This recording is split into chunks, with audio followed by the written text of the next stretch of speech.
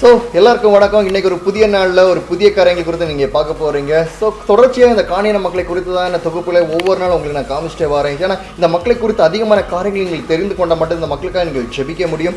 So ஒரு அடர்ந்த காட்டுப்பகுதிக்குள்ளாக அடர்ந்த ஒரு வழியில் ஒரு பாதை வழியாக நான் நடந்துட்டு இருந்தேன். ஸோ மிகவும் ஒரு கடினமான பாதையாக இருந்துச்சு. ரைட், இன்னைக்கு வாங்க, இன்னைக்கு நிறைய விஷயங்கள் உங்களுக்கு இந்த காணியான மக்களை குறித்து அவங்கள்ட்ட சொல்ல போகிறேன்.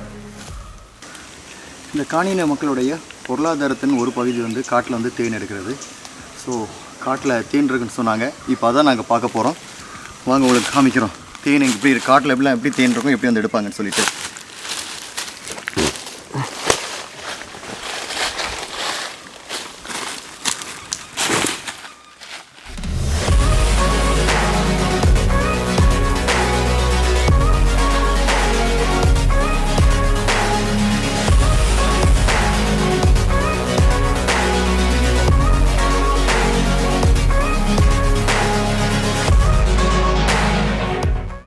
ஸோ இந்த வழி பிரயாணங்களெல்லாம் அநேக காணின மக்களை நாங்கள் சந்தித்தோம். அநேக விவரங்களை இவங்கள்ட்ட நாங்கள் சேகரித்தோம். குறிப்பாக நான் சொல்லணும்னா காணின மக்களுடைய பொருளாதாரம் அன்னைக்கும் சரி இன்னைக்கும் சரி தேன் கலெக்ட் பண்ணுறது. அந்த தேன் எடுக்கிறதுக்கான பகுதியை நீங்கள் பார்த்தீங்க. அந்த மலைகளில் ரொம்ப கஷ்டமான மேடு பள்ளங்களான நிறைந்த ஒரு மலைப்பகுதி. ஸோ எங்கேயாவது மலைகளில் தான் அந்த தேன் கூண்டுகள் இருக்குது.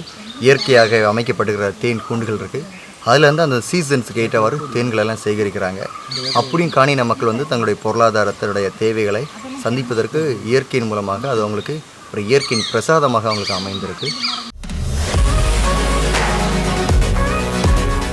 கிளப்பறைக்கு போகிறதுக்கான வழியெல்லாம் நாங்கள் இருந்துகிட்ருக்கோம். போகிற வழியில் நாங்கள் வந்து ஒரு பஞ்சு முட்டைகளை பார்த்தோம். இதெல்லாமே இந்த சாக்கு பைக்குள்ளாடி என்ன இருக்குன்னா இலவம் பஞ்சுகள் இருக்குது. இலவம் பஞ்சுகள் வந்து இயற்கையாகவே இந்த வனப்பகுதியில் அதிகமாக காணப்படுது. அங்கேருந்து இந்த காணின மக்கள் வந்து இதை சேகரித்து தச்சமலை பகுதி, அதாவது நீங்கள் ஃபஸ்ட்டு நாங்கள் ஆரம்பித்தோங்க பயணம் தச்சமலை பகுதி, அதை உங்களுக்கு காமிச்சேன். அந்த தச்சமலைக்கு தான் ஒரு 2 கிராமங்கள் தாண்டி இதை வந்து கொண்டு போகிறாங்க. இது கொண்டு போகிறது மட்டும் இல்லை, தச்சமலையில் கொண்டு போன பிற்பாடாக போட்டு மூலமாக அடுத்த கரைக்கு இவங்க கொண்டு போகணும்.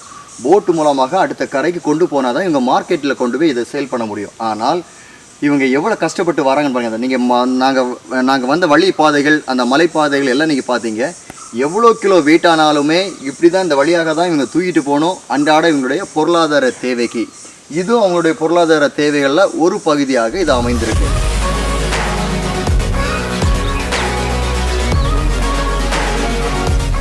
களப்பாறை தச்சமலையிலேருந்து பின்னமுட்டு தேரி வந்தோம். பின்னமுட்டு தேரில் வந்துட்டோம். பின்னமுட்டு தேர்லேருந்து கிளப்பாறைக்கு போகிறதுக்கான வழியில் தான் இருந்துகிட்ருக்கோம். அந்த கிளப்பாரோட எல்கை இங்கே இந்த இடத்துல தான் ஆரம்பமாகுது. இந்த இடத்துலேருந்து இனி கிளப்பாறை போகணும். காலமாக நாங்கள் எங்கள் வீட்டிலேருந்து அதாவது 6 மணிக்கு எங்களுடைய பிரயாணத்தை நாங்கள் ஆரம்பித்தோம். இப்போ டைம் என்ன ஆகுதுன்னா 12:30 ஆகுது. ஸோ 6 மணிக்கு நாங்கள் ஆரம்பித்த பயணம் இப்பொழுது 12:30 ஆகுது. ஸோ இந்த டைம் வரைக்கும் இந்த இடங்களெல்லாம் நாங்கள் சுற்றி பார்த்து இந்த மக்களை குறித்தான காணின மக்களை குறித்தான விவரங்களை நாங்கள் சேகரித்துட்டே வரோம்.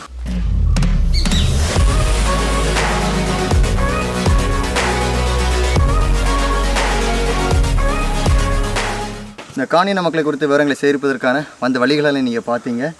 தச்சமலையிலேருந்து எங்களுடைய பிரயாணங்களை நாங்கள் ஆரம்பித்தோம். தச்சமலையிலேருந்து பின்னவட்டு தேரி நாங்கள் வந்தோம். இப்போ நாங்கள் வந்து களப்பாறை என்று சொல்கிற இடத்துக்கு நாங்கள் வந்துவிட்டோம். ஸோ இங்கே தான் களப்பாறையில் தான் இங்கே தான் சில குடும்பங்கள் இருக்கிறாங்க, காணின மக்கள் குடும்பங்கள் இருக்காங்க. அவங்களை குறித்தான சில விவரங்கள் நாங்கள் இந்த இடத்துல வந்து சேகரிக்க போகிறோம். ஸோ இந்த மலைக்கு நாங்கள் எப்படி வந்தோம், அந்த வழிகளை நீங்கள் கவனிச்சிங்க. எவ்வளோ கஷ்டமாக இருந்துச்சு, எவ்வளோ கரடுமுரடாக இருந்துச்சு. ஒரு நாள் எங்களுக்கு வாரதுக்கு இவ்வளோ வேர்வை சிந்த வேண்டியிருக்கு, இவ்வளோ கஷ்டப்பட வேண்டியது இருக்குது. ஆனால் தினந்தோறும் அன்றாட தேவைகளுக்கும் அன்றாட காரியங்களுக்கும் இந்த வழிகளில் தான் இவங்க சஞ்சாரிக்கிறாங்க. ஒவ்வொரு நாளும் இப்படி தான் அவங்க நடந்து போகிறாங்க. ஒரு ரேஷன் கடைக்கானாலும் சரி, ஒரு கடைக்கானாலும் சரி, ஒரு மருத்துவ சேவைக்கானாலும் சரி, ஒரு கல்விக்கானாலும் சரி, எந்த ஒரு தேவைக்குமே இந்த மலைப்பாதை வழியாக தான் அவங்க கடந்து சென்று அவங்களுடைய தேவைகளை பூர்த்தி செய்ய வேண்டும். சிட்டியில் இருக்கிறவங்களுக்கு பார்த்தீங்கன்னா எந்த ஒரு தேவைக்கான காரியங்களும் ஈஸியாக நமக்கு கிடைக்கும், எளிதாக நமக்கு கிடைக்கும். ஆனால் இந்த மலையில் வாழ்கிற இந்த ஆதிவாசி மலைவாழ் மக்கள் இருக்காங்க பாருங்கள், இவங்களுக்கான தேவைகள் ஒவ்வொன்றும் கஷ்டமானதுங்க. ஆசைப்பட்டு ஒரு சாக்லேட் வாங்கணும், ஒரு 5 ஸ்டார் வாங்கணும் அப்படின்னா ஈவன் இந்த செகண்ட்ஸில் ஃப்ராக்ஷன் ஆஃப் செகண்டில் ஒரு கடைக்கு போகலாம், ஒரு சூப்பர் மார்க்கெட் போகலாம், எங்கேயும் போய் வாங்கிடலாம். ஆனால் இந்த மலையில் இருக்கிற மக்கள் ஒரு சாக்லேட் வாங்கணும்னு நினச்சாலே அது ஒரு பெரிய ஒரு வேலை.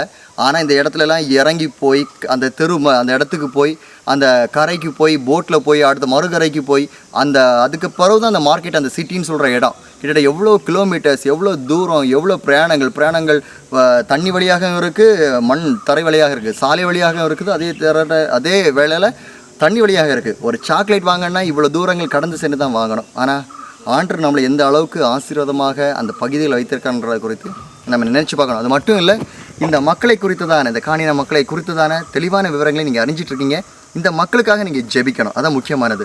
இந்த மக்களை குறித்த விவரங்களை நீங்கள் தெரிஞ்சாதான் இவங்களுக்காக நீங்கள் ஜெபிக்க முடியும். இவங்களோட முன்னேற்றத்திற்காக, இவங்களுடைய சமூக முன்னேற்றத்திற்காக, இவங்களுடைய கல்வி முன்னேற்றத்திற்காக, இவங்களுடைய சந்ததிகள், அடுத்த முறை தலைமுறை சந்ததிகள் நிச்சயமாக நல்ல ஒரு மாற்றத்தை பெறணும். இப்படியே அவங்க இருந்து விடக்கூடாது.